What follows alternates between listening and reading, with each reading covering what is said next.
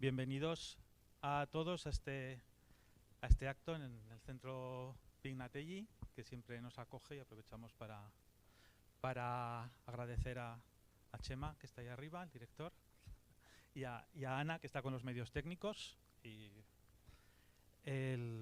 bueno, es un acto en el que vamos a dialogar, vamos a hablar con un libro de Enrique Lluch, que se llama El espíritu del economicismo, que si lo habréis visto, que está ahí disponible para los que queráis, para empezar a hacer publicidad.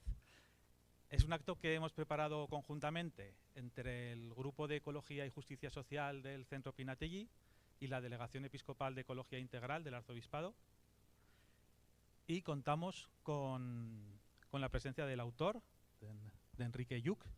Gracias por atender nuestra llamada. Enrique Lluch es profesor de la Universidad Cardenal Herrera CEU de Valencia, es doctor en economía, licenciado en Derecho, bachiller en Teología, tiene algunos másters también, o sea, una persona muy formada sobre el tema que va a hablar y muy estudiosa. Un poco por ilustrar un poco los temas en los que está especializado, creo que el título de algunos de sus libros es esclarecedor, como Por una economía altruista, Más allá del decrecimiento, Una economía que mata, Una economía para la esperanza, Economía y cristianismo, y el espíritu del economicismo, que van por una línea económica, pero también escribe, reflexiona sobre la espiritualidad con el libro Ser como niños. Entonces, bueno, pues es un ámbito, como veis, muy completo, y para desgranar un poco el libro, desgranar al autor, todo, pues contamos con David López Fonbuena, que es periodista y es el director de la Oficina de Comunicación de la Iglesia en Aragón. Creo que lo he dicho bien, ¿no? Vale, pues bueno, pues ya os dejo con ellos, y gracias, David, también por... Muchas gracias a ti, Carlos. Y adelante. Gracias. Llévatelo, sí. Pues muy buenas tardes. Yo no sé a ustedes, los que hayan leído el libro, claro, pero a mí su lectura me ha generado tal entusiasmo por cambiar las cosas, me ha provocado tal urgencia por denunciar la farsa en la que vivimos, tal arrebato misionero por anunciar una alternativa, que estoy exhausto. Enrique Lluch, buenas tardes. Buenas tardes. Con lo tranquilo que estaba yo, instalado en la creencia de que nuestro sistema, aunque obviamente no era perfecto, era, como solemos decir, el menos malo o el mejor, ¿no? Yo vivía tan tranquilo hasta que cayó este libro en mis manos. Yo creo que nos pasa mucho eso, ¿no? Estamos en un paradigma, y cuando hablo de un paradigma, si lo buscáis en el diccionario veréis que es una serie de ideas que no se cuestionan, que la gente las da como que son ciertas y que las cosas no pueden ser de otra manera. Y estamos en un paradigma realmente que es el economicista, que nos dice pues que en los países tienen que buscar crecimiento económico. Si no buscan crecimiento económico, las cosas van a ir mal. Es la única manera de hacerlo, que nos dice que las empresas lo que tienen que hacer es maximizar los beneficios y eso es lo que tienen que hacer las empresas, que nos dice que el comportamiento racional de las personas es incrementar el bienestar, tener más bienestar, y que eso es lo normal. La gente lo que busca es mejorar su bienestar material y que... Y lo damos como hecho, ¿no? Y preguntas, ¿las empresas para qué son? Para ganar dinero. Las personas, ¿qué tienen que hacer? Tener más. Y es lo que tienen que tener más porque es su objetivo. Y el Estado, ¿qué tiene que hacer?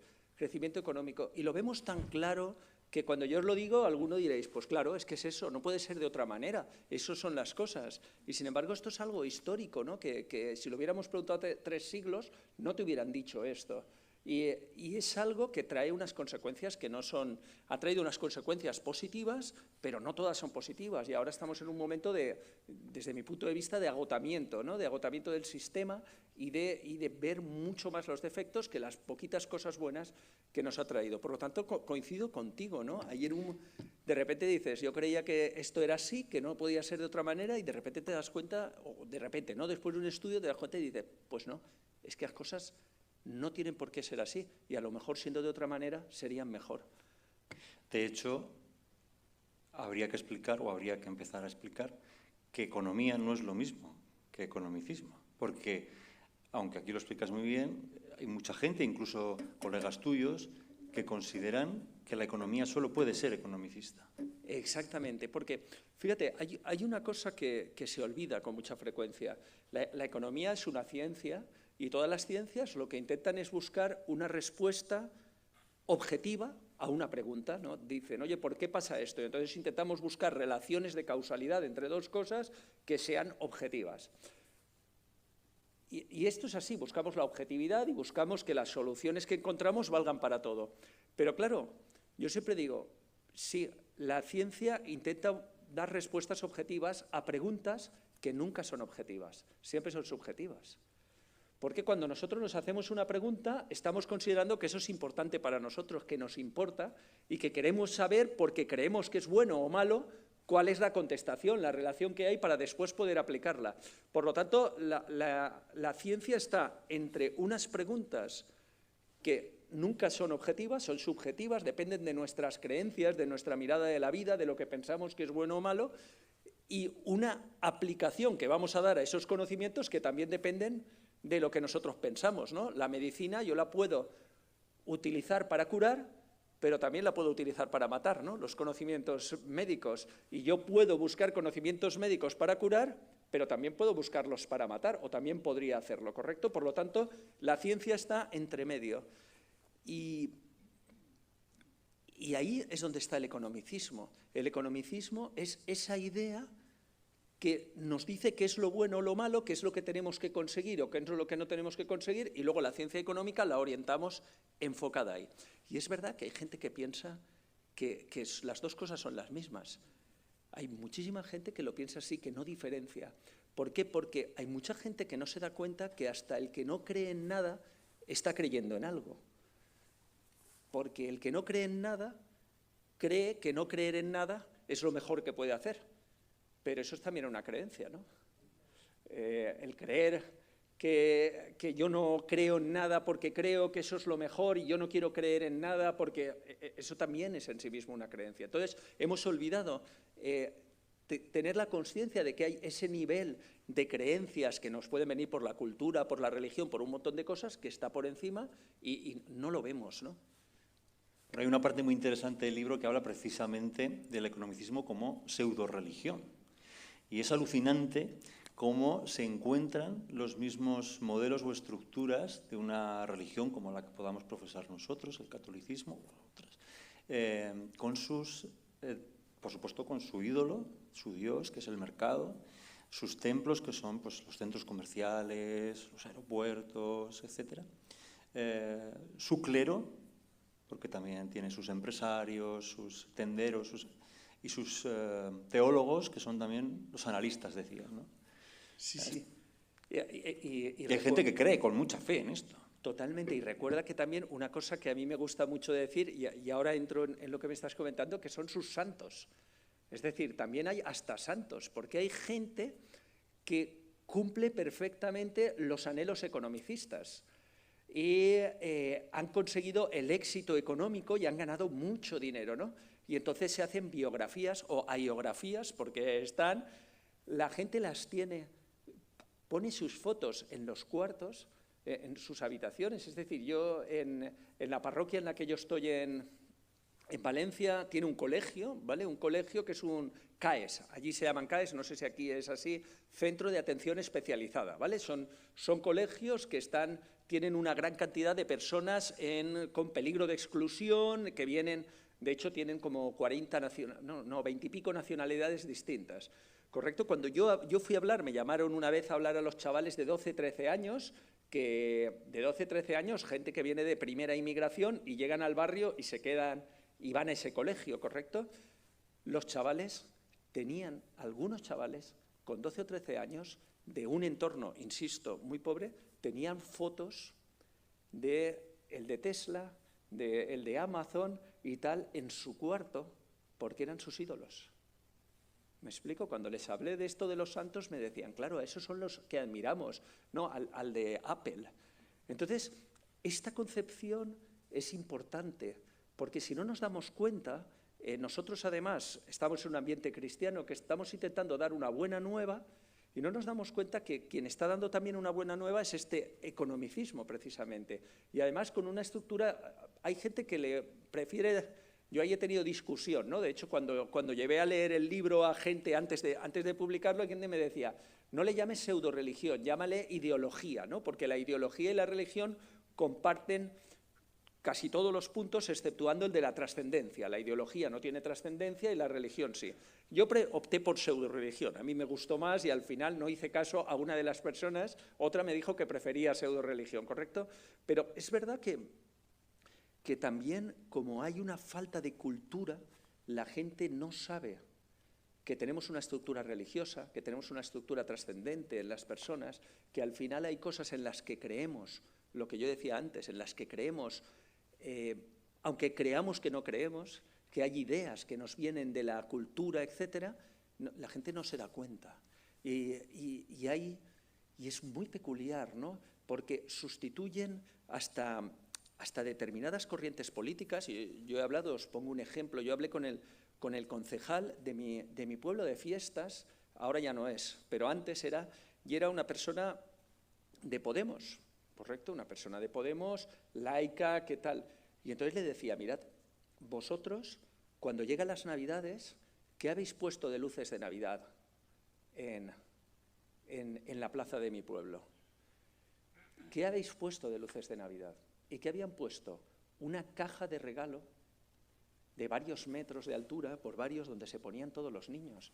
Entonces digo, vale, ¿queréis quitar los símbolos cristianos, no poner ninguna estrella, no se nos ocurra poner un Belén porque puede pasar algo, y lo que ponéis es una caja de regalo, economicista totalmente? No sé si eso ajusta con vuestra ideología, ¿eh? No parece que sea... Y a veces sucede eso, ¿no? Cuando sustituimos aquellas creencias que nos llevan a algo positivo, ¿no? O que nosotros pensamos que es positivo, la sustitución es siempre algo economicista, porque es lo que está ahí, ¿no? Entonces yo creo que es importante también darnos cuenta de esto, como que hay una pseudo-religión economicista que está impregnada, que ese paradigma tiene esa estructura y que las personas viven en esa estructura sin darse cuenta. Por eso, ese es uno de los motivos por los que engancha tanto, porque entra en la estructura trascendente que tenemos como personas. El tener una ilusión, la economía nos va a hacer tener más entre todos, vamos a estar mejor, eso va a hacer que estemos... Y entonces hay gente que lo apoya, tenemos toda una estructura que conecta con esa parte trascendente que tenemos todas las personas y que necesitamos unas creencias para poder movernos hacia algo. Cuando hablabas de estos santos laicos, me he acordado de la cantidad de adolescentes que tienen en sus cuartos fotografías de Lionel Messi, los que sean del Barça, los Cristiano Ronaldo, y me preguntaba si esta gente, estos jóvenes, estos adolescentes, los tienen como ídolos por lo que son como futbolistas o también, o solo, por lo que ganan, por lo que tienen. Porque en realidad los adoran también por eso, porque han sido capaces de que jugando a fútbol se han hecho multimillonarios. Y esto también es parte de su idolatría, ¿no? Claro, y esto, bueno, me enlaza con algo que decías aquí en el libro y que me pareció muy interesante, y es que la gente en este sistema no pone el acento en el trabajo como algo que te realiza, como algo que te hace mejor persona, como algo, sino por lo que ganas, y entonces dejas de darle valor a cómo ganas el dinero. Y por eso nos encontramos a veces tantos funcionarios sin vocación, en la policía, en la docencia, ¿cuántos maestros? cuántos profesores de instituto amargados porque solamente querían ser funcionarios, porque solo querían ganar más dinero y trabajar menos, o policías, o en fin.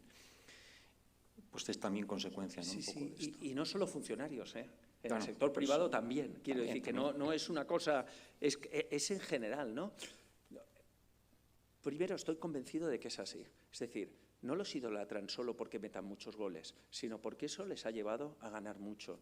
Esa es la idea, en un mundo en el que lo que queremos o lo bueno, lo que nos hace tener reconocimiento social son los ingresos que tenemos, en un mundo que además, lo hablo ahí, es autorreferente, porque todo el espíritu que hay detrás de todo esto es un espíritu de autorreferencia en el que yo quiero triunfar, quiero tener lo mejor para mí mismo, y lo mejor para mí mismo es tener muchas cosas, cumplir mis ilusiones.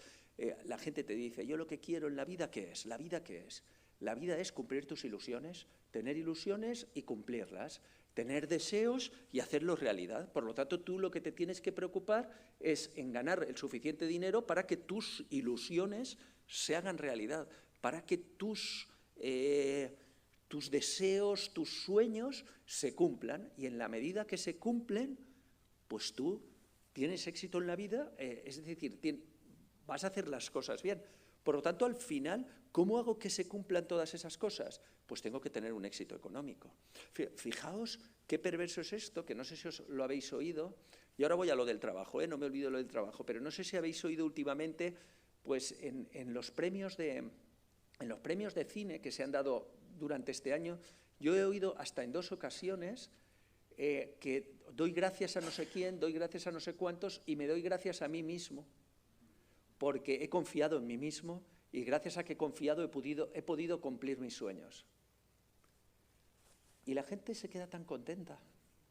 Y dice, claro que sí, se tiene que dar gracias a sí mismo, porque como ha confiado en sí mismo, ha conseguido sus objetivos y ha ganado el premio. Y a lo mejor a vosotros os chirría, como me pasa a mí. Pero cuando yo le digo esto a mis alumnos, me lo discuten. Me lo discuten en el sentido que me dicen, pues claro, es que tú confías en ti mismo y consigues tus objetivos. Pues claro, al final, ¿qué es la vida? La vida es eso. El otro día hasta unos alumnos me preguntaban, oye, ¿y de verdad que se pueden hacer las cosas de otra manera? Cuéntanos, ¿de qué otra manera? Nos pica la curiosidad.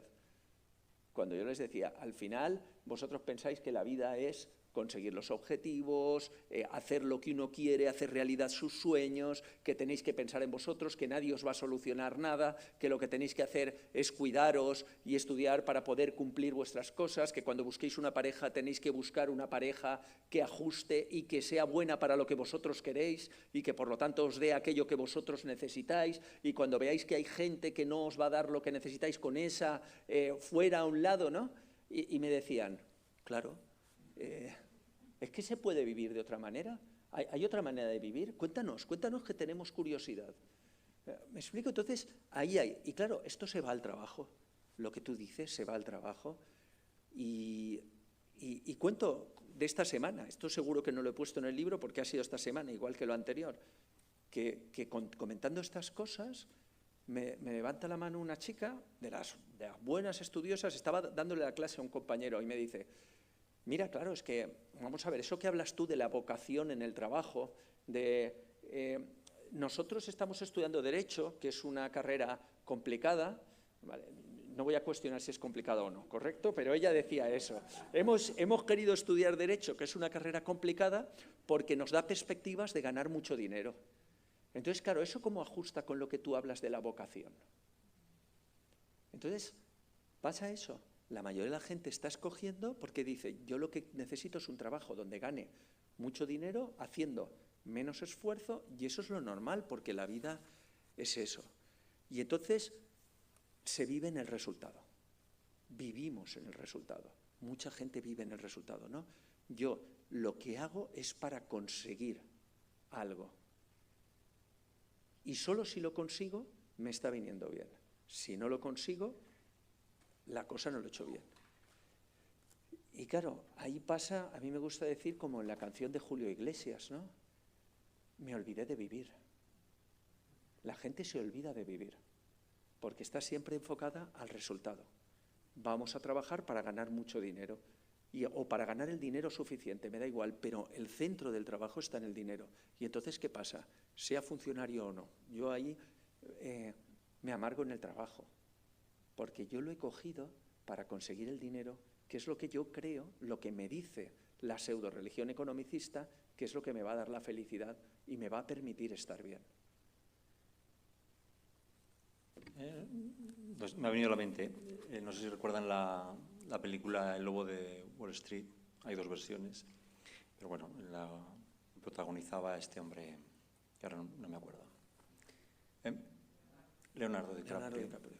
En la escena en la que les dice a sus trabajadores cómo tienen que hacer para conseguir más llamadas, para que la gente a la que llaman. Bueno, últimamente, pues en las redes sociales han aparecido vídeos de copias malas de esta manera de ejercer en Wall Street aquí en España. Gente joven, no más de 30 años, que intentan convencer a un grupo, y no es teatro, es la realidad, de que tienen que hacer todo lo posible por ganar más, por incrementar todo lo que se pueda las ganancias. Y entonces hay uno que dice, porque yo puedo también estar enfermo, pero siempre estaré mejor estando enfermo en un Mercedes clase no sé cuánto que en un Seat Ibiza. Hasta ese punto, ¿no? Sí. Al final... Parece que si estás en un Mercedes estás menos enfermo, no sé. Sí, al final, la promesa, una de las promesas del economicismo es que cuanto más tienes, mejor estarás. Y esto no se cuestiona. De hecho, cuando tú estudias la ciencia económica que está impregnada de economicismo, nosotros tenemos un axioma que es el de no saturación, que dice que más es siempre mejor que menos. Entonces, cuando empieza en los dos principales manuales de economía que se utilizan en primero de cualquier universidad española e internacional, te empieza hablando los axiomas. Los axiomas primeros, para que luego entiendas la economía. Esos axiomas son todos ideológicos, están todos, y uno de ellos es esto: más es siempre mejor que menos. Y te dicen, es lógico, si tú tienes más, siempre vas a estar mejor que menos. Principio de no saturación, nunca te sacias. Claro, si nosotros lo pensamos, esto no es así. No somos insaciables. Más no es siempre mejor que menos. A veces más puede ser peor que menos. Hay veces que más es mejor que menos, cuando tengo muy poco. Y de hecho, cuando hay una persona pobre o cuando hay pobreza, yo siempre digo, hay que tener más, porque si no, no llegas para comer. Cuando tienes muy poco, más seguramente va a ser mejor que menos, porque no llegas para comer o no tienes... Pero no siempre sucede eso. Entonces, claro, esta idea nos mete en una rueda de que siempre queremos más. Y si además eso llegamos con otra confusión que nos mete el economicismo, que es confundir deseos con necesidades, es decir, antes en los manuales, siempre en los manuales que yo utilizaba decía, la economía es como cubrir necesidades con unos recursos limitados. Ahora te dice, es como cubrir deseos ilimitados con unos recursos escasos. Y uno dice, este cambio es sustancial, porque primero te está diciendo, hablando de deseos. Entonces, claro, los deseos pueden ser ilimitados y ahí ya te da por sentado que son ilimitados. Y que además tienes que ir convirtiendo deseos en necesidades. ¿Vale? Esto podríamos analizarlo, es una cuestión.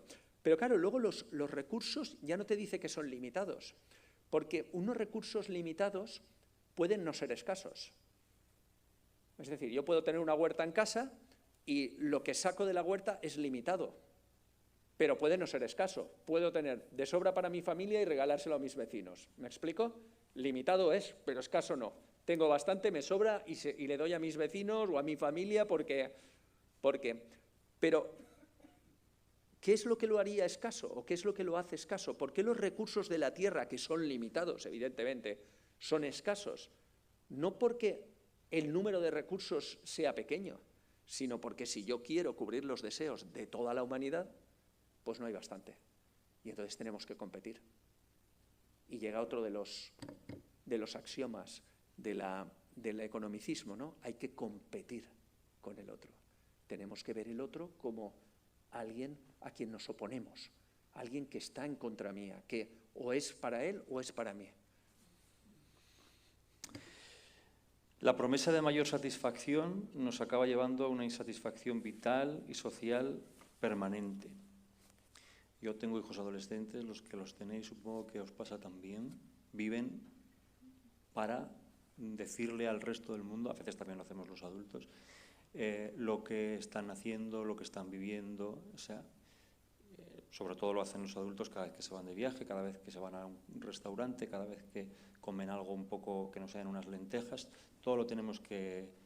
Porque no solamente está en consumir, no solamente está en comprar muchas cosas, sino en que la gente sepa que tenemos un coche nuevo, que nos hemos ido a Grecia o que nos hemos ido a las Maldivas o que nos estamos comiendo no sé qué en el mejor restaurante de no sé dónde. Y esto genera mucha frustración cuando no se consigue, claro. Claro, todos hemos sentido a veces la frustración de no tener lo que deseamos, que no es ninguna necesidad. Sí, nosotros vamos convirtiendo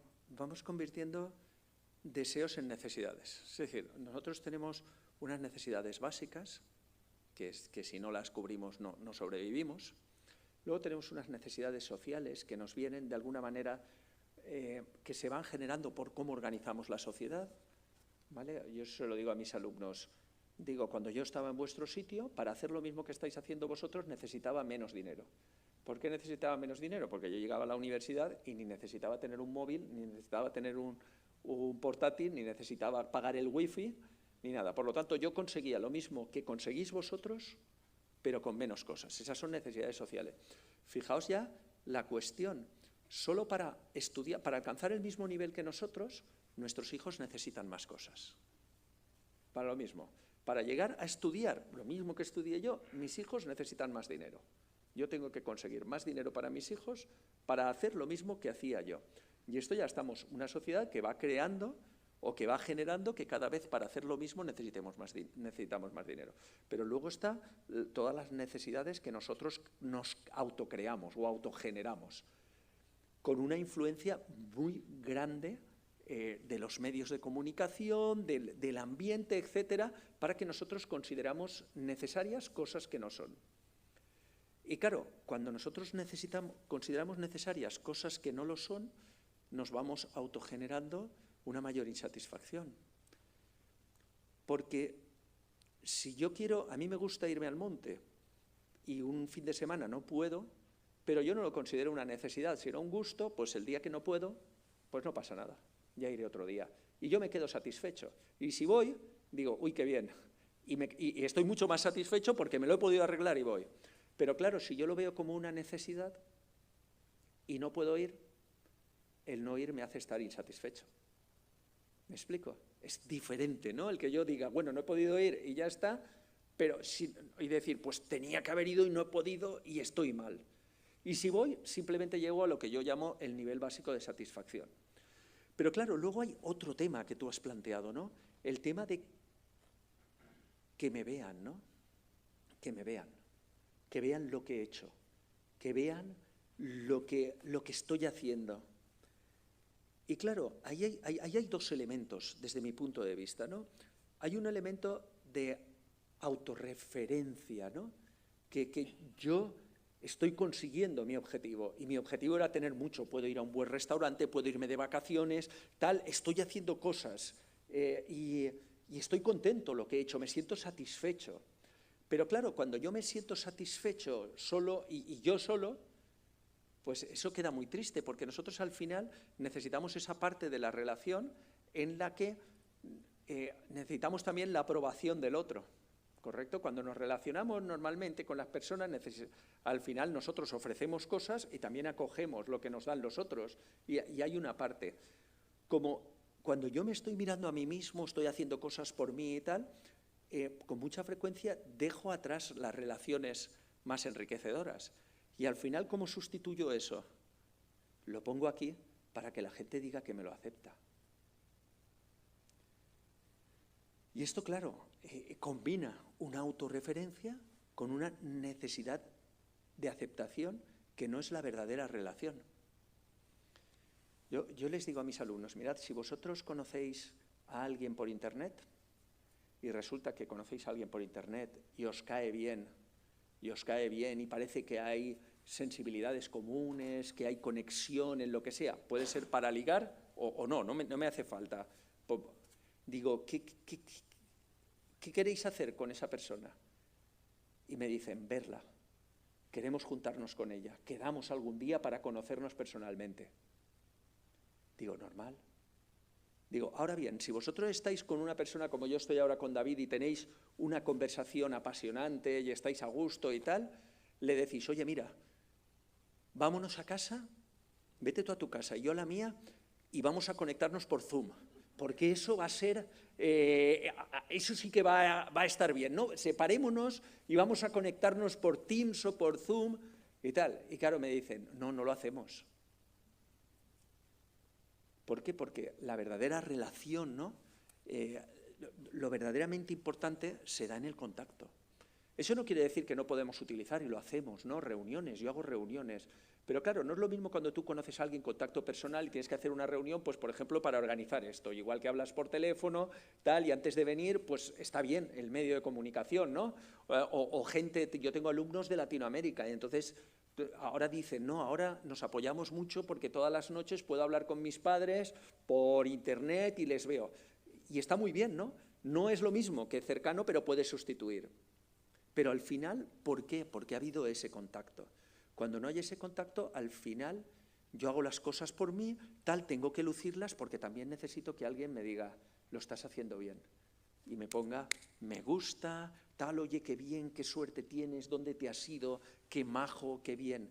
Pero esto al final no está sustituyendo lo importante. ¿Me explico? No puede sustituir ese contacto directo, esa conversación, eso que solo se da cuando se da presencialmente. Vuelvo de nuevo a los jóvenes porque me ha venido esta reflexión también al comprobar cómo hay tanta insatisfacción que se une a la frustración, porque este sistema tiene algo perverso y es que si no tienes lo que tú quieres es porque no te lo mereces, es decir, porque no has hecho lo suficiente esfuerzo, no has hecho el suficiente esfuerzo para tenerlo. Esto genera mucha frustración y yo me imaginaba a todas esas bandas que son legión ya en Francia, no sé si lo sabéis, han tenido que instalar el toque de queda esta semana.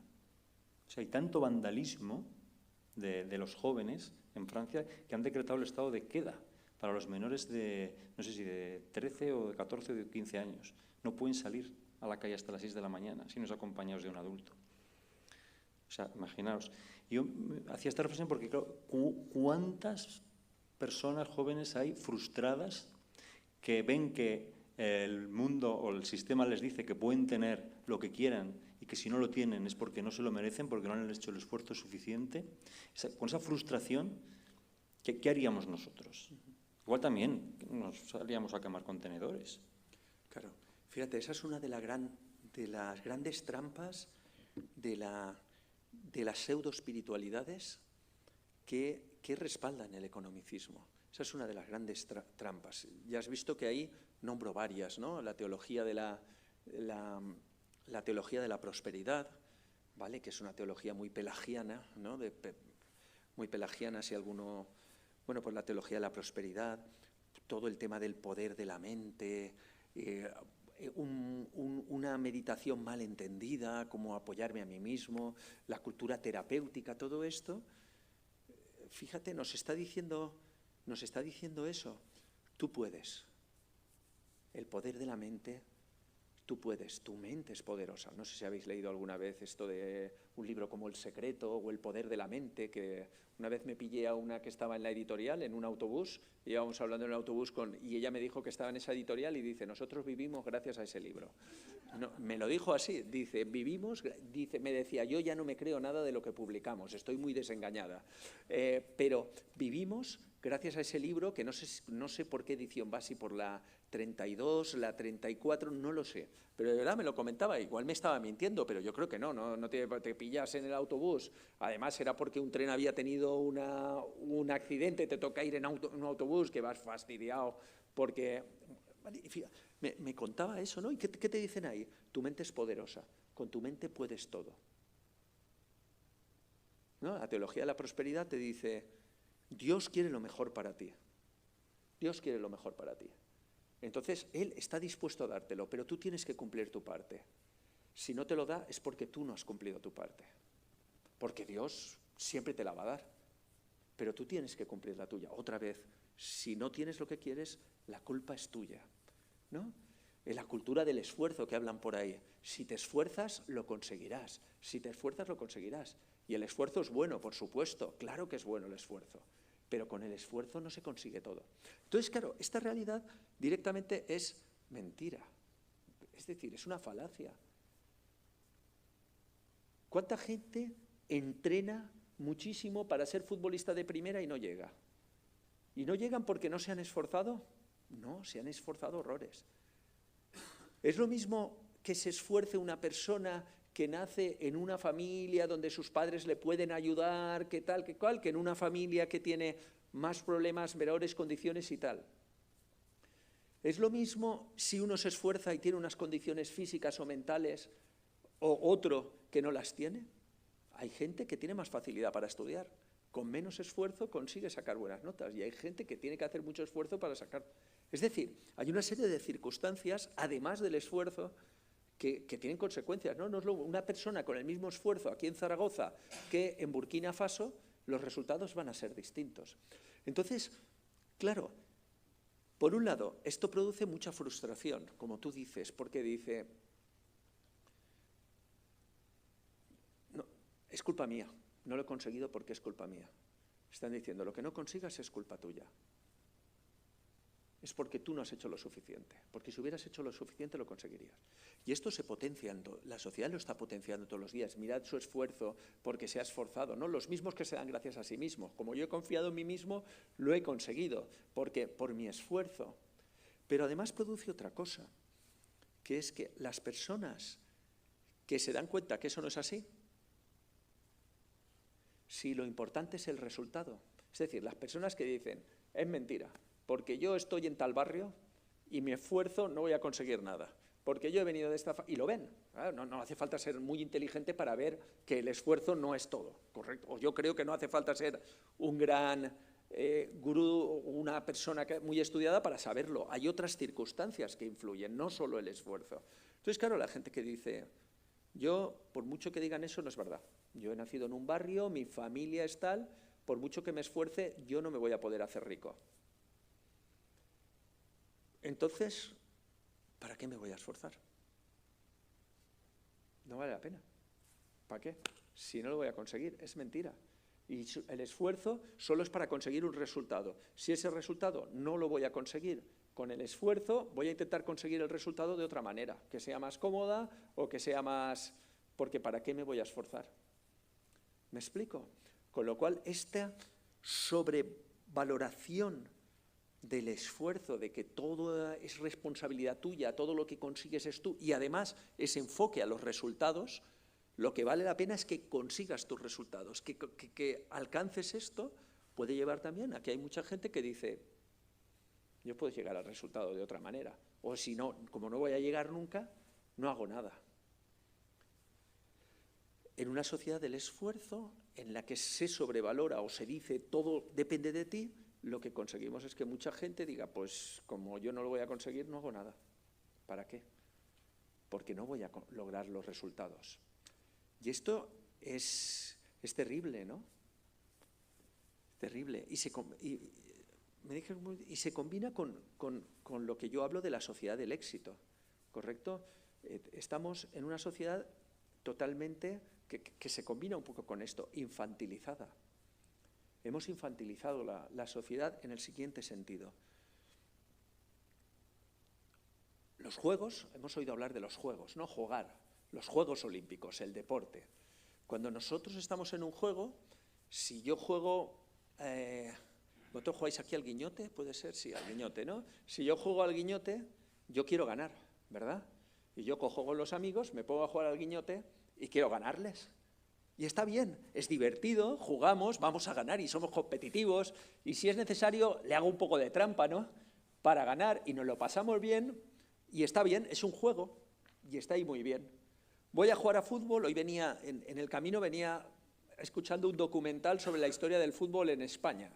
Alguno dirá, fíjate qué tío tan raro. Bueno, pues yo estaba escuchando y entonces salían grabaciones de los años 20, 30 de los que empezaron a jugar y decían, uy, nosotros jugábamos porque nos apetecía, para divertirnos y tal. ¿Correcto? Y está bien. En un juego está bien que seas competitivo y intentes ganar al otro. Todos lo hacemos y es divertido y está muy bien. Pero claro, eso lo hemos pasado a la sociedad.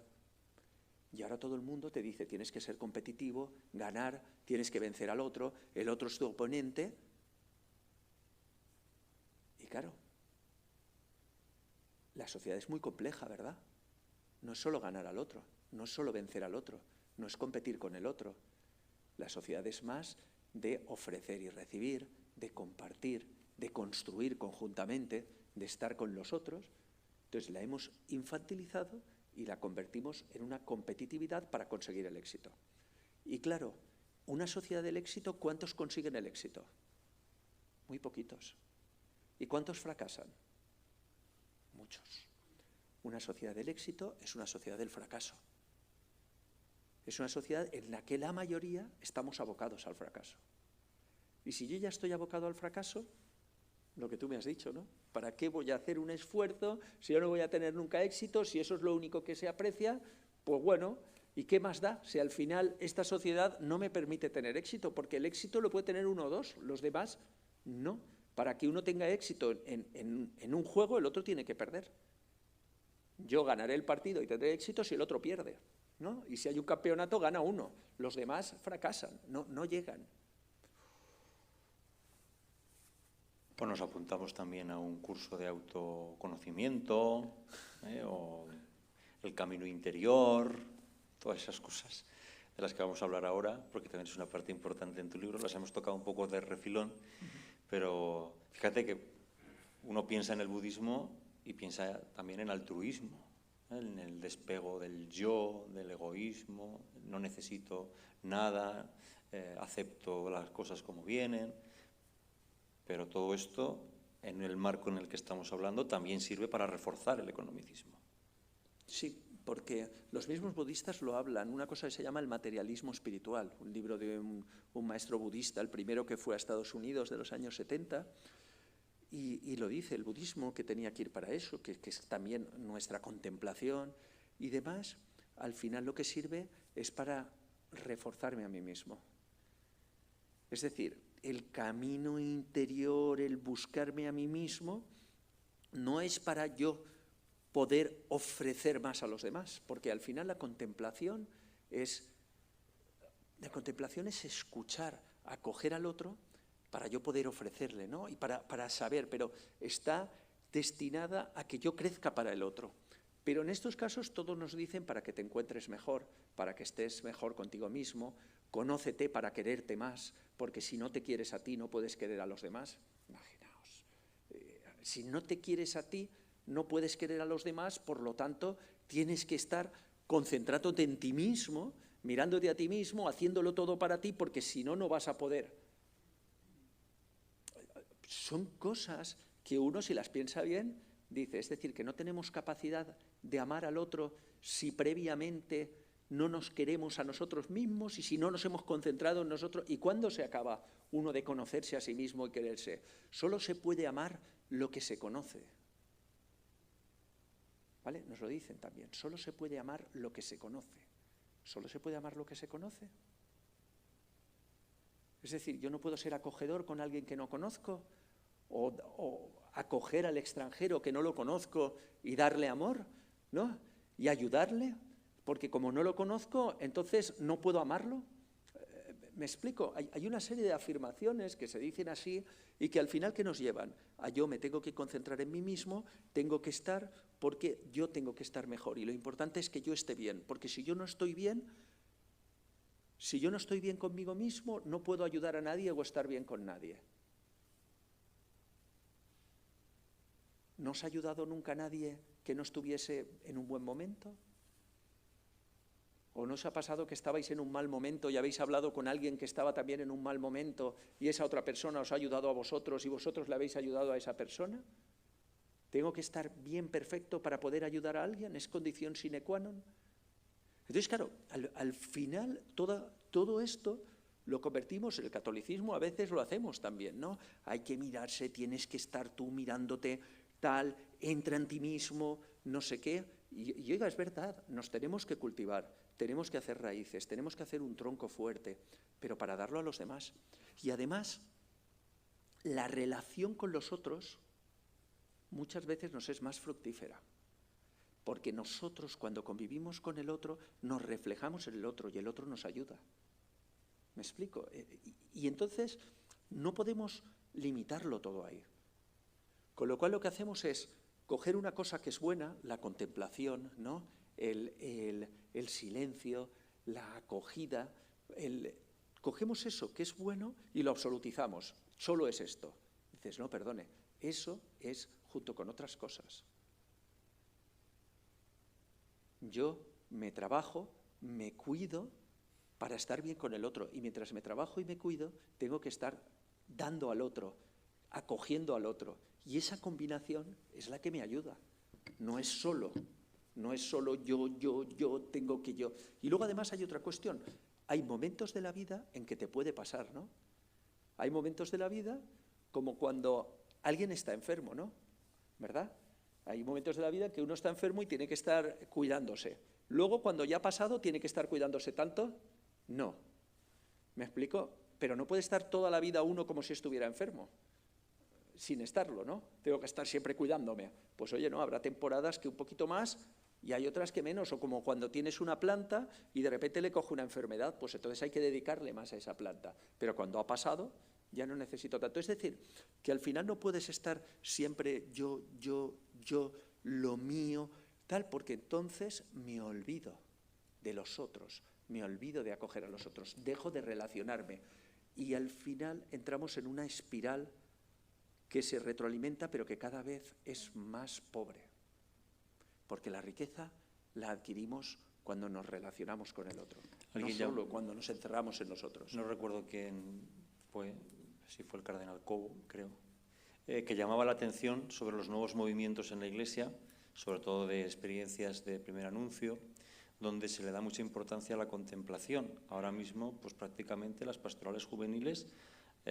ganan adeptos gracias a las contemplaciones, a las exposiciones del Santísimo y, en fin, pues está muy bien porque es una manera que tenemos los cristianos también de entrar en comunión con Jesús y es necesario. Pero llamaba la atención precisamente esta persona, que ahora no recuerdo bien, porque nos puede hacer olvidar el verdadero sentido que tiene ser cristiano, que no es quedarse en ese ensimismamiento, sino salir luego a darnos a los demás. De hecho, yo me gusta mucho la oración contemplativa, la hago. Nosotros en nuestra parroquia allí, ya hace 4 años empezamos silencios quincenales precisamente para eso. Creo que es importante, porque además entre el diálogo de la oración, ¿no? El diálogo que nosotros establecemos es sobre todo un diálogo de escucha, ¿no? Porque nosotros tenemos la suerte de que tenemos un Dios que ya sabe lo que es mejor para nosotros. ¿Correcto? Nuestro Dios, o por lo menos yo lo creo así, Él ya sabe lo que es mejor para nosotros. Lo tiene muy claro. Nosotros somos los que no tenemos tan claro qué nos está diciendo. Por lo tanto, nuestra oración tiene que basarse en esa escucha, ¿no? Y esa escucha es importantísimo y para eso tenemos que hacer silencio.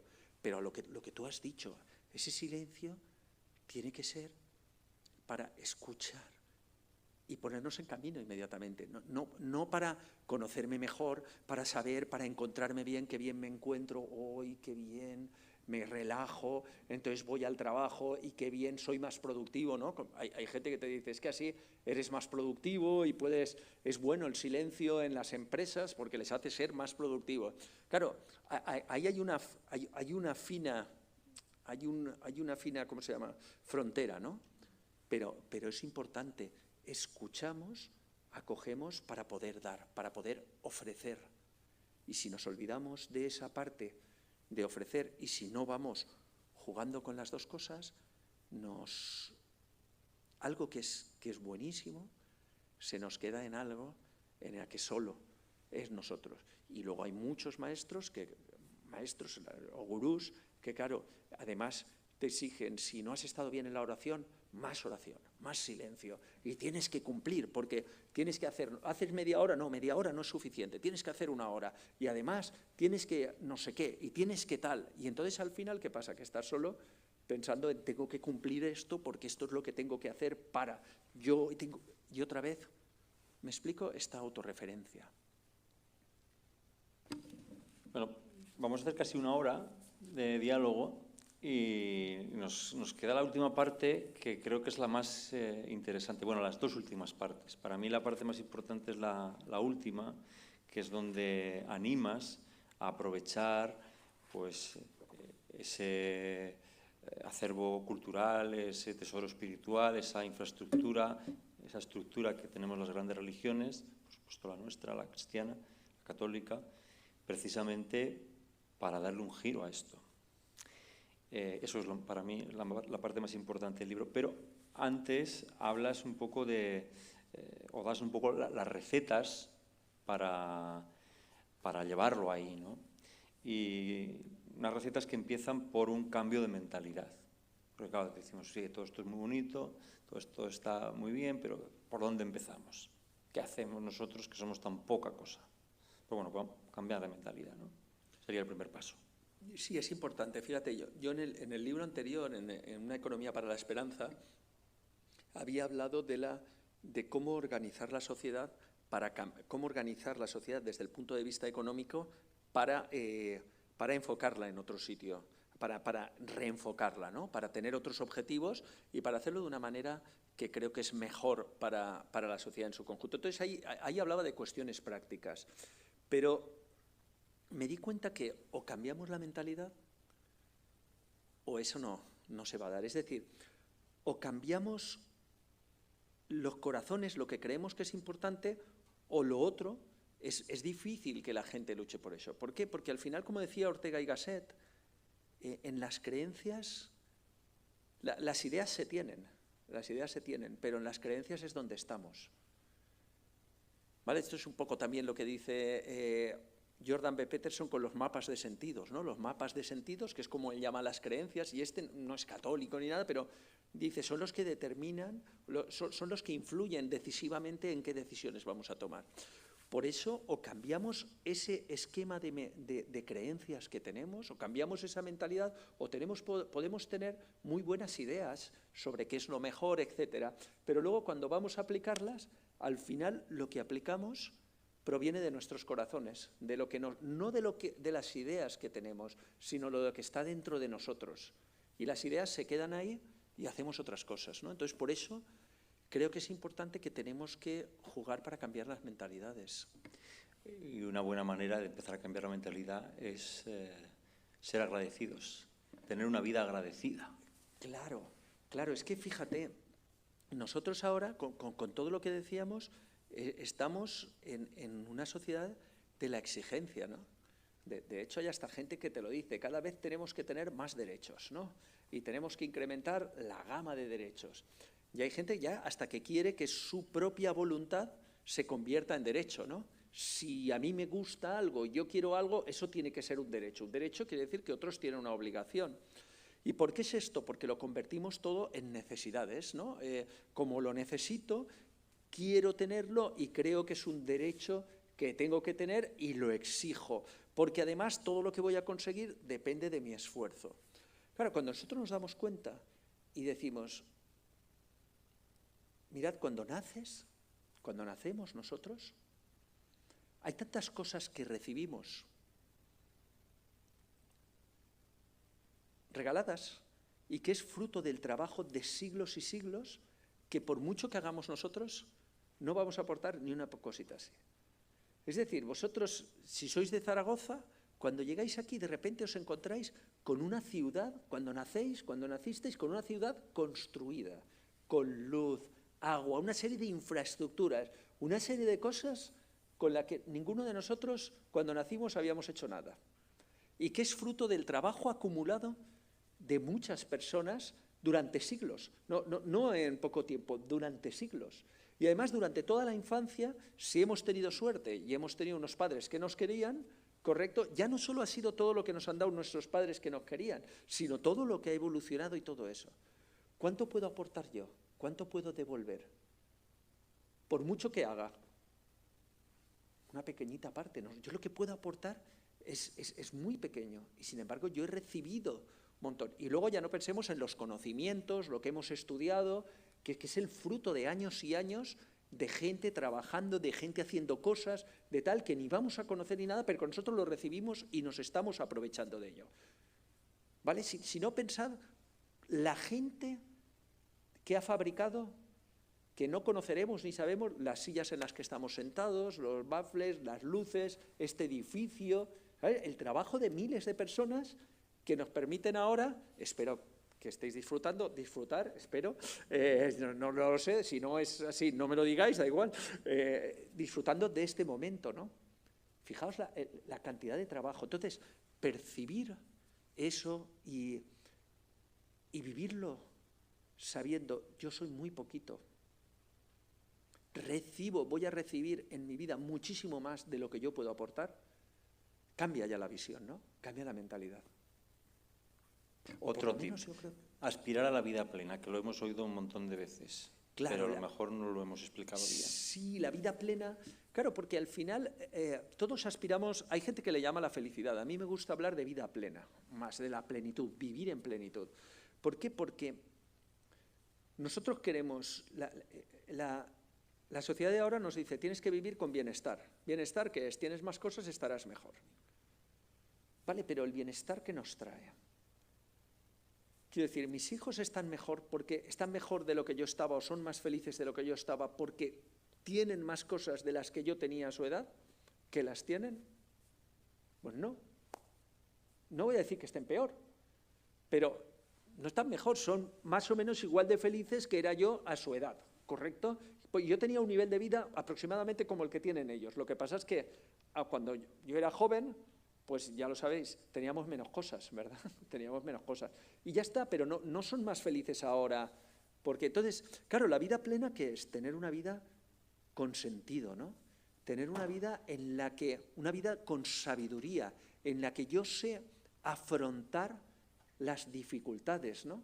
En la que yo sé afrontar los sufrimientos que me vienen, no en la que evito los sufrimientos, sino en la que cuando me llegan, sé afrontarlos. Y luego además aprendo a no autogenerármelos. ¿Me explico? Porque hay gente especialista en autogenerarse sufrimiento, ¿correcto? Hay gente que se autogenera sufrimiento. Entonces, claro, esto es la vida plena. Entonces, es decir, ¿yo quiero tener bienestar o tener una vida plena? Quiero estar satisfecho en mi trabajo, no olvidarme de vivir, disfrutar de lo que hago. Cambia. Y entonces tendré que buscar un camino diferente. Porque lo que parece evidente es que el tener más cosas no me lleva a una vida plena. Me lleva a mayor bienestar, que es lo que yo persigo. Pero a la vida plena no. Entonces, eso es cambiar también la mentalidad. Es decir, si quieres la vida plena, ahora vamos a ver cómo se consigue, pero si no la quieres llegar, que lo que quieres es bienestar, entonces lo único que tienes que hacer es ganar más dinero y tener más cosas, porque bienestar tendrás un mejor sofá en casa, una mejor televisión, un coche de mayor nivel, una casa más grande, y eso es el bienestar, ¿no? Vale. Hay más cosas, pero bueno, las vamos a dejar para que la gente las descubra por sí mismas en el libro. Y sí que me gustaría pasar a la última parte, que es donde se habla de la trascendencia y del papel que tienen las religiones, que dices nos ayudan a ponernos en nuestro lugar, a reconocer que no podemos controlarlo todo, a no querer ser como dioses, que a lo mejor es también una buena recomendación para empezar. Sí, porque esto es el pecado original, ¿no? Al final, a mí me gusta mucho el relato del Génesis, ¿no? Porque el relato del Génesis es el mito judío y cristiano, ¿no? Que intenta explicar cómo es la creación, ¿no? Son los mitos que cada religión tiene o que cada cultura tiene, que es una historieta que te intenta decir qué es la vida, ¿no? Y entonces, en ese mito del Génesis, las personas lo que quieren es comer del árbol del bien y el mal. ¿Y qué es el árbol del bien y el mal al final? Pues es ser como dioses, ¿no? Saber qué es el bien y el mal y controlarlo todo, tener el control. Y en esta sociedad se potencia mucho eso. Tienes que controlarlo todo. Tú puedes con todo. Todo depende de ti. Tú eres lo que tú quieres es bueno, sea lo que sea. Y lo que tú quieres vas a poder exigirlo a los demás, porque tienes derecho a que se cumpla lo que tú quieres. Al final, ¿qué estamos diciendo? Tú eres tu propio Dios. Tú puedes con todo. Tú controla, piensa lo que quieres. Y claro, eso es un problema, porque no somos dioses. Y entonces produce mucha angustia, porque tú intentas controlarlo todo y no puedes. Tú intentas que todo vaya por tu parte y no puedes. Tú haces unos esfuerzos impresionantes y los resultados no son los que buscabas. Y eso produce una angustia vital, produce una desazón, una gran desazón en muchas personas. Y claro, ¿qué nos dice la religión? Nos dice, no, tú no eres Dios. Tú no eres Dios. No puedes controlarlo todo. No lo vas a controlar todo. No todo depende de ti. No todo depende de ti. Pero no pasa nada. Puedes tener una vida plena. Lo que tienes es que asumir eso. Tienes que darte cuenta de que eso no es así y confiar y vivir desde ahí, desde saber tu pequeñez, que lo que vas a poder aportar es poco, de que no lo puedes controlar todo, de que no hace falta que no intentes controlarlo, de que no todo depende de ti, que tú vas a hacer lo que hagas, pero que luego ya veremos lo que sucede, porque hay algo. Y entonces, esto, cuando alguien asume eso, y no solo lo asume, sino que lo ama, es decir, ama el saberse pequeño, el saber decir, no todo depende de mí, yo voy a hacer lo que sea, pero puede pasar cualquier cosa. Y sobre todo, ama la incertidumbre, porque ahí, ¿no? Los cristianos, ese amor a la incertidumbre, porque ahí es donde se puede manifestar Dios, ahí es donde le dejamos, ¿no? Es lo que tradicionalmente se ha llamado la providencia, ¿correcto? Ese amar la incertidumbre, eso nos ayuda como personas. Nos ayuda como personas y también nos ayuda en la economía, ¿no? A mí cuando me preguntan, ha habido veces que me han preguntado, oye, y esto de la incertidumbre, pero eso va en contra de lo económico. Y digo, porque hoy mismo, ayer lo oía en la radio o esta mañana, no recuerdo, decía, la economía no le gusta la incertidumbre. No, el economicismo no le gusta la incertidumbre porque quiere controlarlo todo, quiere saberlo todo. Y hay mucha gente que no le gusta la incertidumbre, que se pone nerviosa, tiene que controlar, tiene que saber.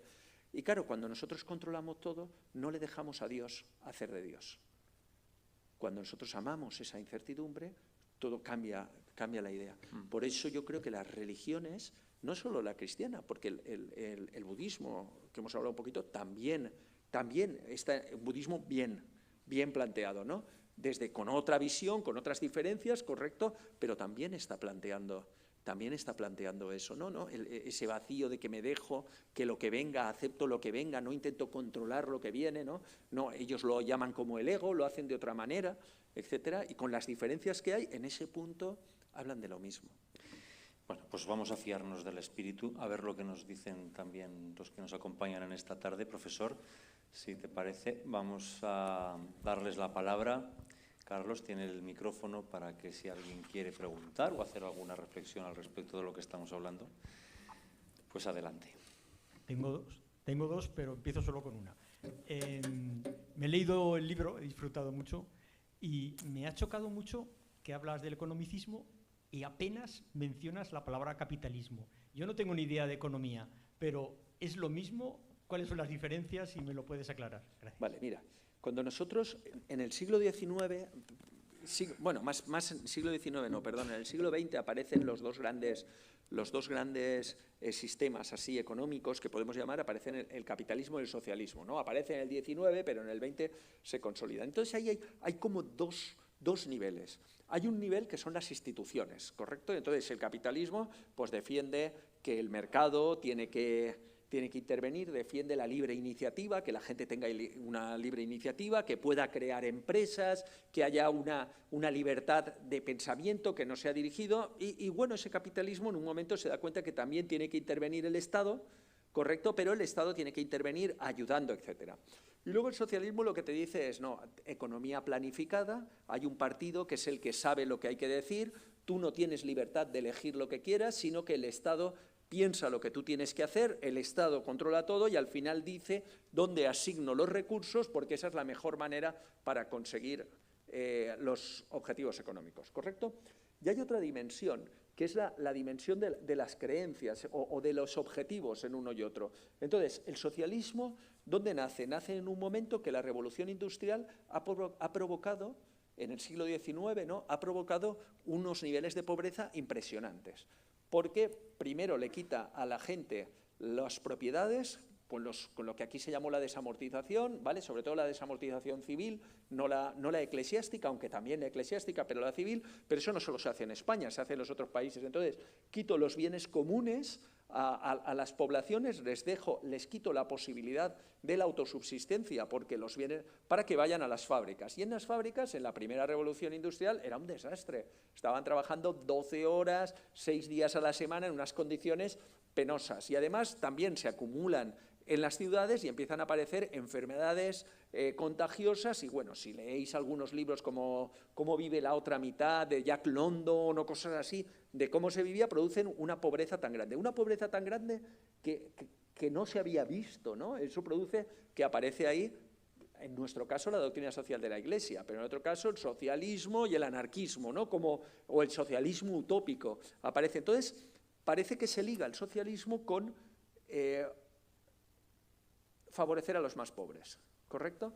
Y sin embargo, el capitalismo se liga dentro de las creencias con el capitalismo. Lo que intenta, la creencia es que tenemos que favorecer a los más ricos porque los más ricos va a derivar a los más pobres. Entonces parece que hay una relación entre lo que son los instrumentos del socialismo y el capitalismo con diferentes objetivos. Claro, ¿qué ha pasado? Que con el tiempo esto ya no se ha dado. En estos momentos, lo que podría ser aparentemente las ideas que en principio salen de capitalismo, que es el economicismo, lo que yo hablo, han cogido todo el espectro. Entonces, la mayoría de la población mundial piensa en clave de economicismo. La misma China habla del socialismo de mercado. Y cuando China se va a América o se va a África a vender su modelo, dice, nosotros con una economía controlada por el partido, por el Estado, conseguimos incrementar más el bienestar a nuestros ciudadanos, conseguimos más crecimiento económico que los otros y conseguimos que nuestras empresas ganen más dinero. Es decir, las tres partes del economicismo. Por lo tanto, ahora, de alguna manera, el economicismo está como el paradigma no solo de quien defiende el libre mercado, etcétera, sino también de quien defiende la intervención. Entonces, claro, la idea, así por resumirlo, la idea de la doctrina social de la Iglesia, lo que te dice y lo que dice el Papa, y por eso algunos le llaman comunista, dice, tenemos que cambiar el paradigma, tenemos que hacer un paradigma de que la economía no tiene que buscar tener más entre todos, el crecimiento económico, sino que todos tengamos al menos lo suficiente, y eso, cuando todos tenemos al menos lo suficiente, me tengo que centrar especialmente en los más desfavorecidos, pero para eso las herramientas del capitalismo son más efectivas que toda la intervención estatal. Es decir, yo tengo que dejar libre mercado, iniciativa privada, etcétera, y tengo que tener un Estado que busca el bien común y que actúa de una manera subsidiaria, porque tengo que potenciar a las personas, la libertad de las personas, que las personas puedan tener iniciativas, que pueda haber un asociacionismo, todo lo que es la sociedad civil, etcétera. ¿Me explico? Y ahí llega la confusión. Entonces algunos te dicen, Francisco es comunista. Digo, oiga, ¿comunista por qué? Porque dice que hay que favorecer a los más desfavorecidos. Y él dice, oiga, esto no es comunismo, esto es cristianismo. Claro que sí. Y esto es lo que estamos diciendo. Estamos diciendo, el economicismo se tiene que transformar. Esa idea que hay detrás a decir, mirad, las economías van bien no porque tengamos más entre todos, sino porque todos tienen al menos lo suficiente. porque hasta el que menos tiene consigue lo suficiente y porque lo hacemos cuidando la creación para que se mantenga durante muchos años. Ahora, ¿qué instrumentos? Pues parece que es más recomendable que si tú te quieres crear una empresa y hacerla, no te tenga que venir el Estado y decir, no la crees, tienes que hacer lo que yo te digo, ¿no? O que si alguien quiere ser médico, no venga el Estado y le diga, no, tú no tienes que ser médico, tú tienes que hacer otra cosa, ¿no? Que haya libertad, ¿no? Y que de alguna manera nosotros, y que si alguien quiere hacer una asociación, pueda hacerla, siempre que sea con fines lícitos. ¿Me explico? Entonces, no sé si con esa diferenciación me explico. Entonces, por eso a mí no me gusta hablar del capitalismo, porque crea confusión, Y la idea es esta, ¿no? Buscamos un objetivo diferente, hacemos un paradigma diferente, pero cuando tenemos que utilizar los instrumentos, pues parece que los instrumentos que permiten a las personas hacerse más y mejor personas son más aconsejables que aquello que las sustituyen por la decisión de alguien que está por encima, ¿no? No sé si hay más preguntas. Ahí, Carlos. Hola, buenas noches. Yo la percepción que tengo personal es que la tendencia histórica es hacia una mayor tendencia al economicismo.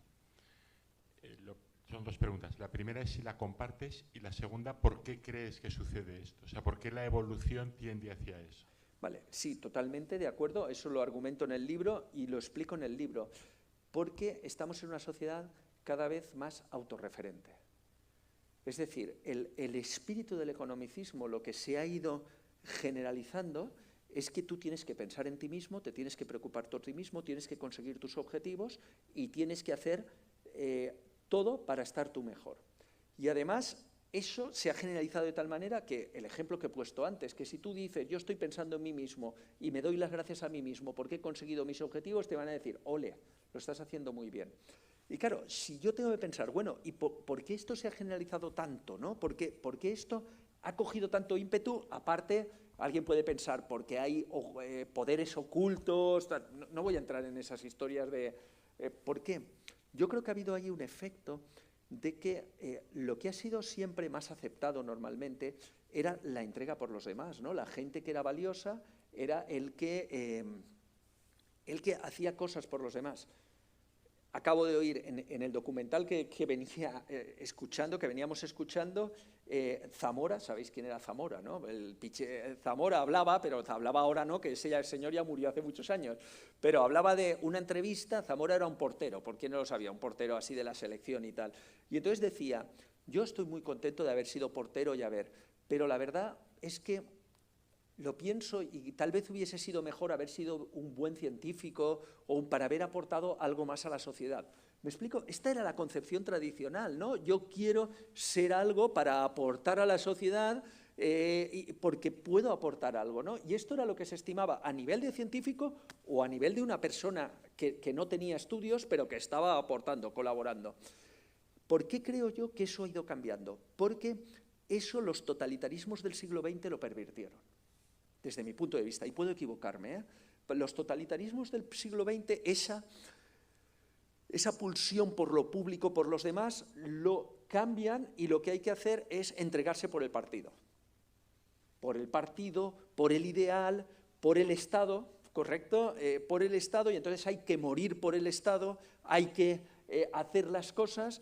¿Y qué pasa? Que de repente instrumentalizan a las personas y dicen, tienes que morir por el Estado. Y entonces te llevo a una carnicería para que mueras ahí en la guerra por nosotros. O tú, como no hagas lo del partido, hay que abnegado al partido. Y no pienses, el partido ya piensa por ti. ¿Me explico? Entonces yo creo que esas utopías totalitaristas hace que mucha gente diga, es que esto de hacer las cosas por lo demás no es...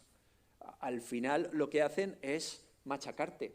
Y tenían razón en el caso de los totalitarismos. ¿Me explico? Entonces yo creo que esa perversión de esa idea de la vida se planifica cuando yo ofrezco lo que soy a los demás y cuando acojo lo que los demás me dan, ¿no? Cuando yo me relaciono desde ofrecer a los otros lo que soy, lo que he estudiado, lo que puedo hacer, aunque sea muy poquito, y acoger lo que dicen los otros, dalo a alguien y subordínate a ese. Y entonces, mi idea es que eso es lo que ha hecho que haya tenido este boom de, no, lo que tienes que hacer es pensar en ti mismo, porque si no, tienes que estar pensando en ti mismo, tienes que cubrir tus ilusiones, al final el mundo no va a cambiar, porque, ¿me explico? Entonces yo creo que históricamente esa ha sido la evolución, y por eso ahora entra, aparte de que, bueno, pues estoy hablando del substrato, ¿no? Pero aparte es que es todos los días, pensad un poquito, mirad la televisión, leed los libros, es que es lo que te está diciendo todo el mundo. Tienes que pensar solo en ti mismo. Entonces nosotros tenemos una responsabilidad, ¿no? De decir, no, la vida plena es ofrecer y recibir. Y en economía eso además tiene, ¿no? Lo dijo Benedicto XVI, la gratuidad y la lógica del don está incluida en la economía, ¿no? En Caritas in Veritate lo decía, y estaba refiriéndose a eso. ¿Por qué? Porque al final la gratuidad y la lógica del don es la esencia de la vida y la esencia del cristianismo, ¿no? Porque nosotros recibimos un amor sobreabundante y respondemos, ¿no? A ese amor sobreabundante que recibimos de Dios, que nos lo regala, que no nos pide nada, ¿no? Respondemos ofreciéndolo a los demás. Pero es que además, como personas, el otro día estábamos cenando con una amiga que es psicóloga y desde la psicología nos lo decía también, es que al final las personas lo que tenemos que hacer es relacionarnos con los otros, ofrecer, dar, y eso es lo que nos lleva, no desde el cristianismo, desde la psicología nos llevaba a lo mismo. ¿Y cómo transmitimos eso? Pues tendremos que decirlo y tendremos que ver ahí, porque si no, eso no cambia esa esencia, no va a cambiar ni la economía, que es lo que hablo ahí, pero tampoco otras cosas, ¿no?, que estamos viendo en nuestra sociedad actual. ¿Alguna pregunta más? Pues no sé si...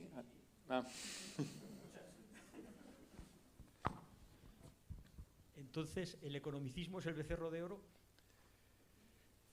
El economicismo, el becerro de oro, sí, es una pseudo-religión, es una promesa que tenemos. Hay una promesa de salvación, en el libro lo veréis si lo leéis, ¿no? Hay una promesa de salvación, nos dice, si tienes más estarás mejor. Y nos dice, piensa solo en ti mismo y lo que tienes que hacer es vivir con más comodidad y tener más bienestar. Y esto desde la economía, pero luego te dicen, ¿para qué vas a sufrir? Evita el sufrimiento. ¿Me explico? Tienes que ser resiliente. Un tío te está fastidiando, no pasa nada. Tú sé resiliente. Tómatelo. Si te lo tomas a bien, no pasa nada que te esté fastidiando. No hace falta que luches para cambiar eso. Con la responsabilidad, ¿no?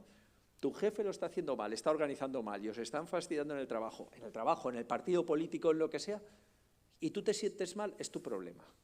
No es problema del otro, es que no eres lo suficientemente resiliente.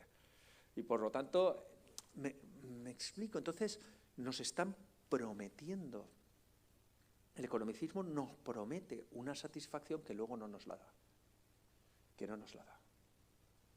Y claro, eso lo tenemos que descubrir y tenemos que verlo. Y entonces lo que nos dice es, tú vas a llenar tus anhelos infinitos de vivir, porque al final las personas tenemos ese anhelo infinito de una vida plena, de una vida en sabiduría y tal. Tú puedes llenar esa sabiduría con bienes finitos, con dinero y con cosas que compras.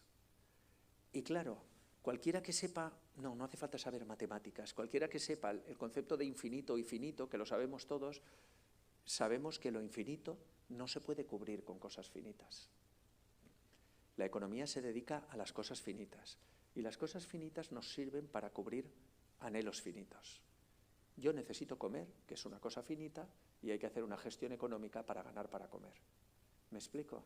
Necesito refugiarme del frío y el calor y yo tengo que hacer una labor finita para refugiarme del frío y el calor.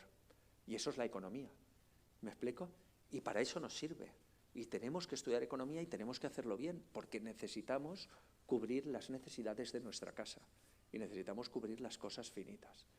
Pero cuando el becerro de oro me dice, no, tú vas a tener una vida plena teniendo más cosas, y nos dice, tu anhelo infinito de vivir plenamente lo vas a cubrir comprando cosas, con bienes finitos, pues te está engañando. ¿Me explico? Nos está engañando. Y entonces ahí es donde tenemos que cambiar la mirada. La economía sirve para cubrir cosas finitas con bienes, servicios y experiencias finitas. Y para eso tenemos que estudiar economía, tenemos que hacerlo bien en economía, yo soy economista y tenemos... Pero ahí eso es el soporte para lo infinito. Es el soporte para lo infinito. No es la solución de lo infinito. Para ese anhelo infinito de ser, de tener una vida plena, las cosas no me sirven. Son el soporte, pero no son el fin en sí mismo. No sé si te he contestado con esto.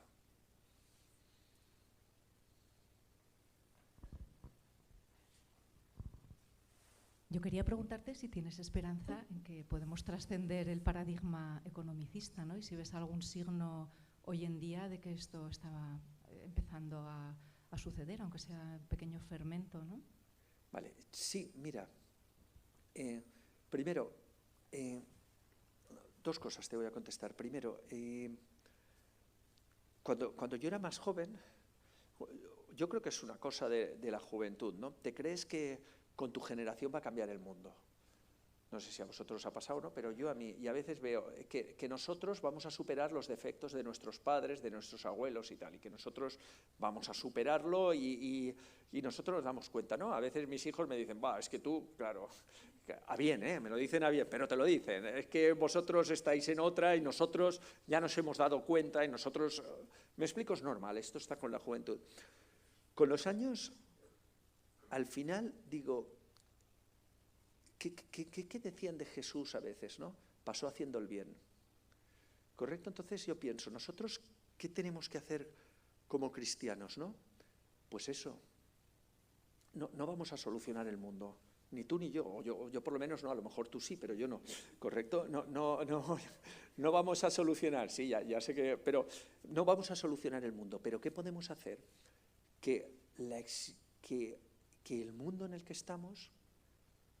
nosotros seamos los que hacemos que sea mejor y que no sea un desastre. ¿Me explico? Los que hacemos que esto no sea totalmente desastroso, ¿correcto? Porque hay gente, los cristianos, y otros a lo mejor, pero por lo menos los cristianos, que estamos colaborando en que este mundo no sea un desastre, en que sea mejor. Dicho esto, veo esperanza. ¿Por qué? Claro que sí.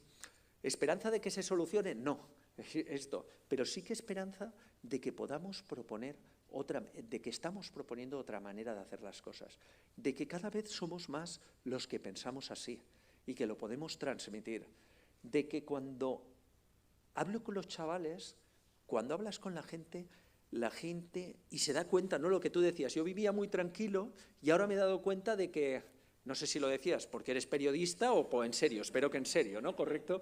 Suponemos que en serio, ¿vale? Entonces, cuando te das cuenta y dices, es verdad, y puedes encontrar y decir, ¿por qué no soy tan feliz?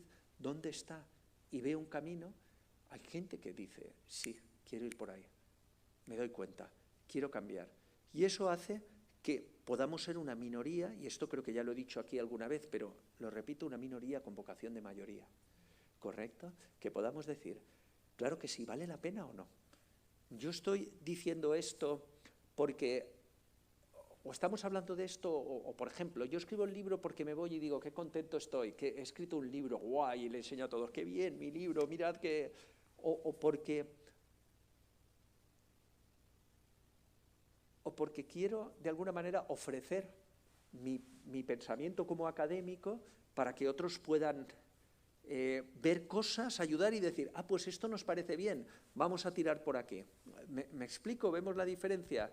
Y entonces, si eso lo vamos haciendo todos y decimos, bueno, yo, ¿qué ofrezco? ¿Qué ofrezco para aportar para que la cosa mejore? Si encontramos a más gentes que van cambiando eso y se van dando cuenta, o nos vamos dando cuenta de que así vivimos mejor, ¿me explico? Y construimos mejor, se puede hacer. Y como la gente ahora está muy agobiada y está muy mal, es más receptiva, porque necesitan buenas noticias, se necesitan buenas noticias. ¿Y quién va a dar? Yo qué sé, yo creo que los que mejor podemos dar buenas noticias somos los cristianos. A lo mejor estoy equivocado, pero yo estoy convencido, ¿no?, de que nosotros podemos dar buenas noticias y que tenemos una buena noticia que dar. Entonces, en ese sentido, es la esperanza de que va a cambiar todo de aquí para mañana, pero que podemos impulsar a que las cosas no sean tan malas, ¿no? Vayan mejor. ¿Y otra pregunta por ahí? Pues si puedo. Bueno, una muy breve. Muchas gracias. Vamos a ver. Toda esta charla que estamos teniendo, nosotros también la estamos teniendo con vosotros, me ha parecido muy, muy interesante. Y vamos a ver, yo creo que esto del espíritu del economicismo trasciende realmente la dimensión académica y tiene mucho que ver, yo así lo vería, con la educación desde la niñez, ¿no? Es decir, que nuestros niños pequeños, luego adolescentes, luego jóvenes y luego adultos, pues han crecido en una sociedad, pues eso, cada vez más materialista, cada vez más rápida, con demasiada influencia de las redes sociales, que está llevando a ansiedades y a muchos problemas mentales en nuestros jóvenes y en nuestros compañeros. Y hay que saber parar, me parece lo más inteligente, pues eso, lo que tú dices, vamos a ver dónde estamos y cómo podemos actuar para ayudar a toda esta gente, aunque, oye, nosotros tampoco es que estemos al 100%, pero bueno, podemos hacer lo que podamos.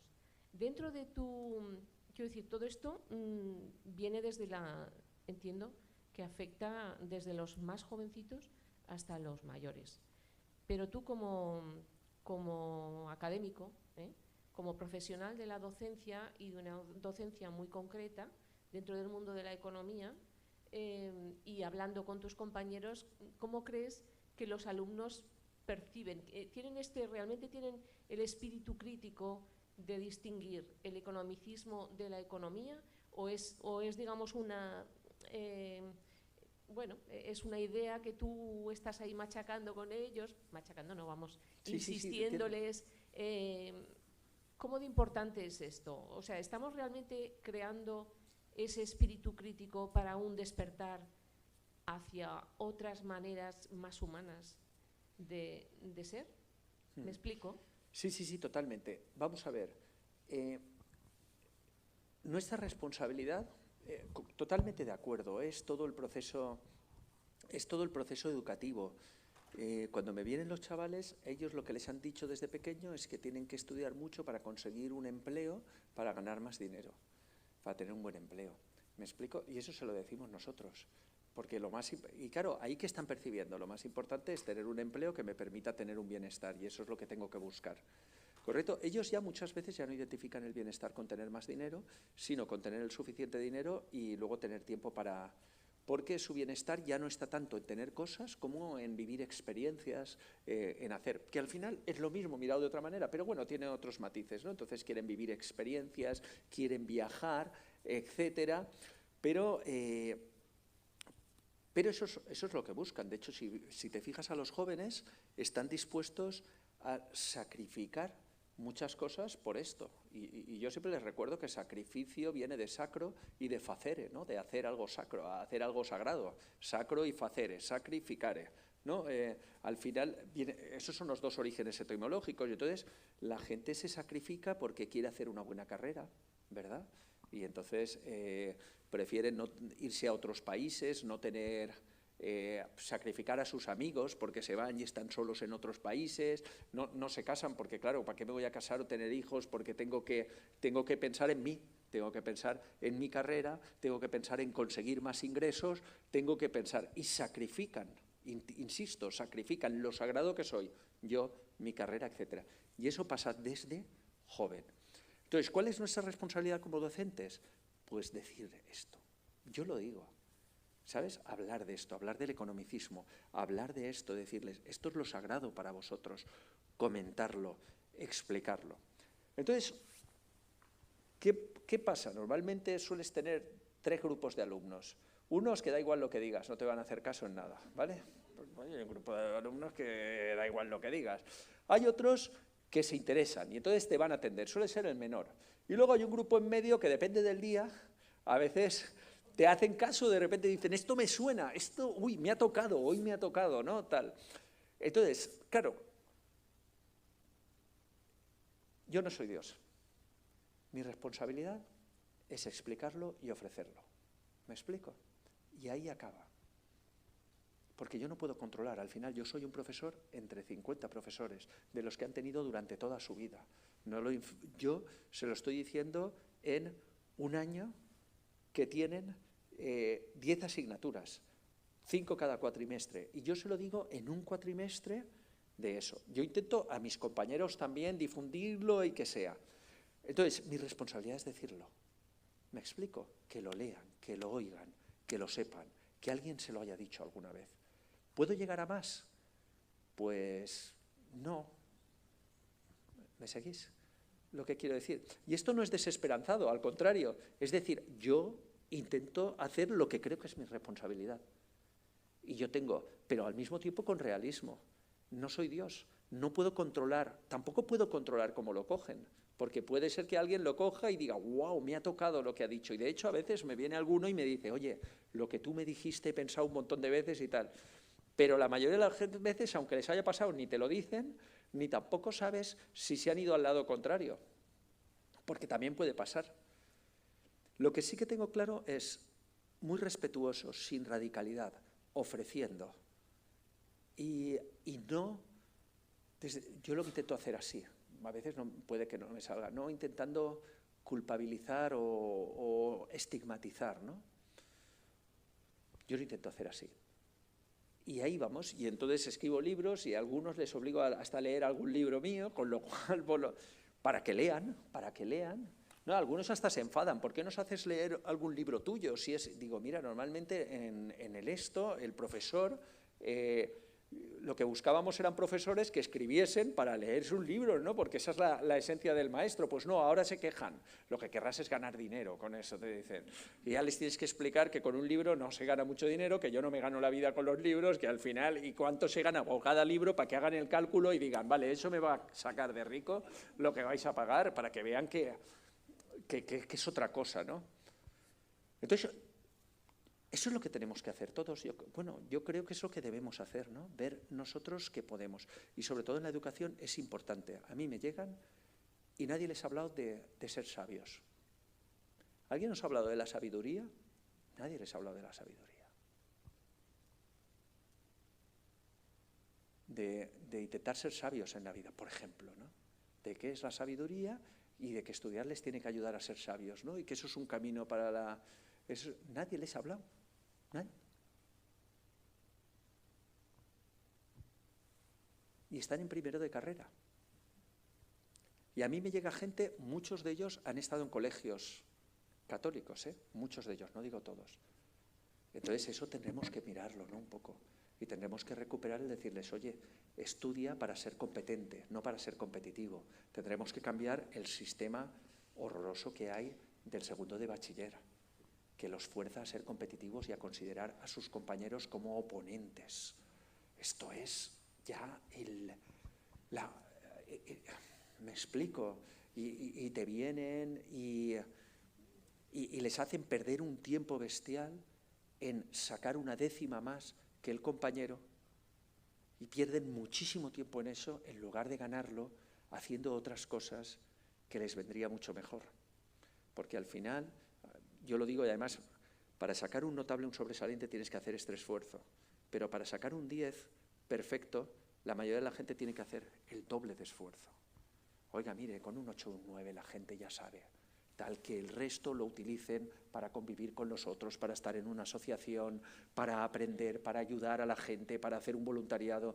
¿Me explico? Que les va a ser mucho más positivo para ese notable sobresaliente, que yo creo que tienes que formarte bien y por lo tanto tienes que intentar sacar una buena nota, que estar intentando rozar la perfección, porque si no, no voy a poder estudiar lo que quiero estudiar.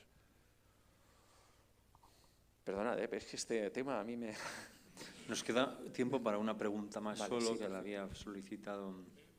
No, pero en realidad ya lo has respondido. Bueno, gracias, Enrique, por todo lo que has dicho. A mí, no sé si lo compartes, pero aunque estoy de acuerdo contigo en esto de que no es que ni tú ni yo ni nadie de aquí individualmente va a cambiar nada, va a cambiar, me refiero, va a ser el motor del cambio, yo al menos tengo la impresión de que, por ejemplo, en las últimas décadas actualmente se ha puesto de manifiesto de forma tan clara que el economicismo, digamos, ¿no? El sistema tal y como lo está entendido, tiende a superar y supera ya los límites del planeta, es decir, es inviable, y es inviable también en términos económicos. Por tanto, a mí me parece que lo que estamos viviendo es quizá un momento en el que pudiera producirse un cambio rápido. Me explico. Creo que la agresividad actual de ciertos planteamientos economicistas son un poco, pero no sé si es un infantilismo esto que yo estoy diciendo, son como los últimos intentos de, comprendes, ¿no? Entonces, de cara a ser propositivo, aparte has hablado de la educación, ¿no? A mí me parece que el valor de las opciones personales o comunitarias a escala, digamos, de detalle, en fin, el valor, digamos, testimonial que tienen, a mí me parece que puede ser muy, muy importante. No tienes tú en este contexto, digamos, de esperanza, ¿no tienes tú esta impresión de que quizá estamos llegando a un momento en el que puede producirse un cambio? Yo sí que creo que estamos en un momento en que esto no puede mantenerse mucho tiempo. Yo creo que sí. Que se vaya a producir un cambio rápido, no creo. Y además no sé si es bueno. Prefiero que sea lento y seguro que rápido e inseguro, ¿correcto? Eso por un lado. Y luego, claro, cuando yo me refería, lo que tú hablas de las cosas que se hacen, yo creo que hay que pasar el punto de que sean testimoniales. No solo tienen que ser testimoniales, tienen que ser reales. Y yo te podría hablar de proyectos comunitarios o personales que sí que están siendo reales y están aportando cosas reales más allá del testimonio. Entonces, quizá antes no me he explicado bien cuando he dicho, porque claro, lo que no podemos es estar obsesionados con el resultado, porque entonces nos vamos al economicismo, ¿no? Si el resultado es malo, ya no vale todo lo que he hecho y me olvido de vivir. No, yo hago esto porque creo que lo debo hacer y porque haciéndolo además me hago más persona, me relaciono mejor con los demás y estoy colaborando en que las cosas mejoren. Y mi felicidad no radica, mi plenitud no radica en el resultado, en que si consigo el resultado o no consigo el resultado, sino en que estoy haciendo y estoy ofreciendo lo que yo creo que tengo que ofrecer. Y además estoy teniendo la capacidad de acoger lo que otros me ofrecen. ¿Me explico la diferencia? Entonces, ahí es donde está la clave, ¿no? Trabajar desde esa clave, no desde la clave del resultado, la medición, tengo que compararme, tengo que ver, porque cuando hago eso no quiere decir que no tenga que medir nada ni que me ponga a hacer cosas inútiles. Cuando hago eso, al final también me puedo frustrar. Estuve haciendo esto, no conseguí los resultados, por lo tanto, ya no lo hago, me dedico a otra cosa.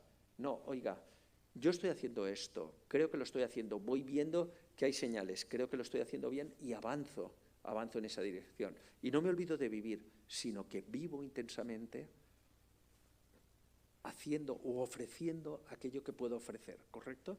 Y hago esos proyectos que no tienen que tener vocación solo de ser testimoniales, sino de ser proyectos que funcionan y que dicen, esto funciona. Nosotros ahora hemos hecho una cátedra en mi universidad en la que uno de los objetivos es que los chavales que hacen dirección de empresas y marketing, que están 4 años, nuestra cátedra la hacemos con una cooperativa de crédito que tenemos en Valencia, que se llama Caixa Popular, de finanzas, cooperativismo y economía social, ¿vale? Es una cooperativa que surgió hace unos años, una cooperativa de crédito que además parte de la doctrina social de la Iglesia, de gente de parroquia, de una comarca, del Horta Sud, ¿no? Que se proponen hacer un banco siguiendo el modelo cooperativista de Mondragón y que ahora es el único banco o la única caja que crece en Valencia, que crece y que además tiene un modelo muy chulo y muy bien hecho, ¿no? Por eso digo, no es testimonial. Y entonces, ¿para qué hacemos esta cátedra? Para que los chavales, después de 4 años, hayan visto que hay modelos de economía que están en otra línea y hayan visto que no son testimonios, sino que son reales, que están funcionando y que es una opción real. ¿Qué harán ellos con eso? No lo sé.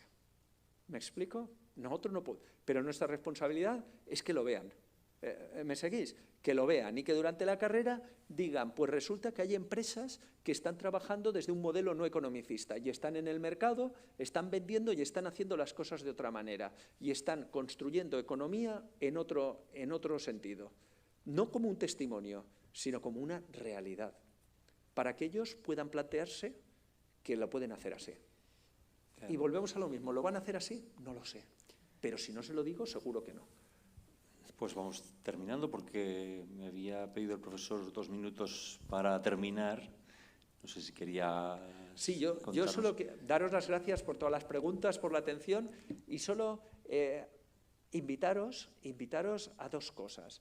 A que leáis el libro, ¿vale? Y a que lo regaléis, ¿no? Porque a veces también regalar el libro a alguien que a lo mejor decís, no ha venido, hubiera estado bien que hubiese venido, pues también la manera de transmitir y decir es a veces, ¿no?, regalar libros que nos gustan, que nos han convencido demás, para que las otras personas también puedan alcanzar eso. Entonces, simplemente, pues, invitaros a esas 2 cosas, ¿no?, a que lo leáis y a que lo regaléis.